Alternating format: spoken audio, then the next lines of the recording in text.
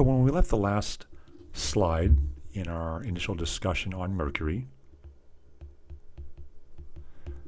we sort of left with this slide here, and I said, well, what is this? Now, your first gut reaction on this is to say, well, it's a phase of the moon.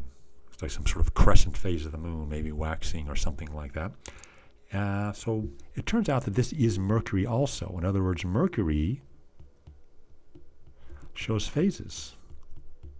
So this isn't something that's just reserved for our moon. Now, how can that happen? Well, remember this, the reason why our moon shows phases is because the sun is here, and the Earth is here, and the moon sort of orbits around the Earth, and again, depending on the relative orientation of the three, you get the three phases.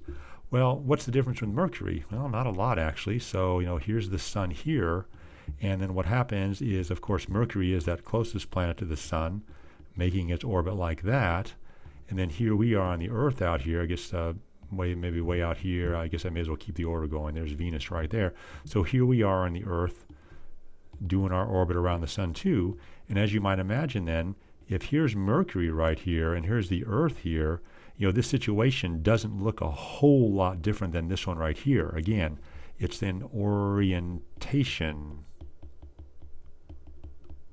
issue, right? Phases are an orientation issue. Where is one of the bodies relative to the other? So in the case of the sun, the moon, the Earth, and the moon, it's the relative orientation between them. Well, the same thing is going to happen for Mercury. Here's the sun, here's the Earth, and here's Mercury. So, okay, Mercury doesn't orbit around the Earth.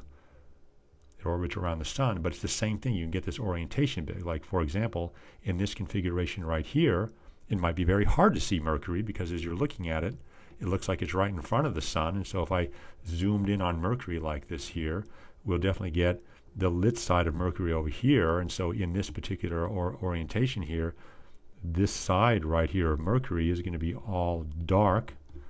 And if I'm on the Earth here trying to look up at Mercury, I'm not going to see nothing but darkness. Now, it's possible I'll see a transit like this, but then, of course, Mercury doesn't always line up with the sun, just like the moon doesn't always line up with the sun. So that could happen as well. In this case here, I'd see sort of like a new Mercury phase. But the point is that this picture here is a phase of Mercury. Same one there. And it just sort of looks like this. These are sort of the phases that we see. And so you can see that there's a phase over here where basically you'd see most of Mercury. There's like maybe, just sort of semi-lit there. And here's that that's sort of that new Mercury phase that I was discussing, although be very careful with the word new because there's always a bit of a crescent part of Mercury visible. But Mercury does show phases. So a planet shows phases for the same reasons as our moon, though. Nothing new really to learn in there.